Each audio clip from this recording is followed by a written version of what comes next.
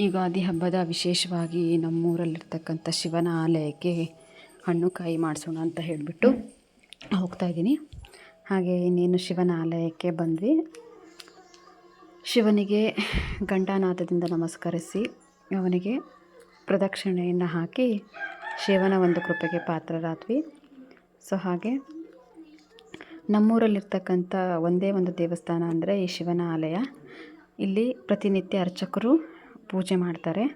ಪ್ರತಿದಿನ ಬೆಳಗ್ಗೆ ಅವರು ಶಿವನ ಆಲಯದಲ್ಲಿ ವಿಶೇಷವಾಗಿ ಪೂಜೆ ಮಾಡ್ತಿರ್ತಾರೆ. ಹಾಗೆ ಇವತ್ತು ಯುಗಾದಿ ಹಬ್ಬದ ವಿಶೇಷದಿಂದ ನಾವು ದೇವಸ್ಥಾನಕ್ಕೆ ಹೋಗಿ ಮಹಾಮಂಗಳಾರತಿಯನ್ನು ಅಲ್ಲಿಯ ವಿಶೇಷವಾದ ಪೂಜೆಯನ್ನು ಕಣ್ತುಂಬ್ಕೊಂಡ್ವಿ. ಸಕಲ ಭಕ್ತಾದಿಗಳು ಕೂಡ ಶಿವನ ಆಲಯಕ್ಕೆ ಬಂದಿದ್ದರು ಇವತ್ತು ಹಬ್ಬದ ಪ್ರಯುಕ್ತ.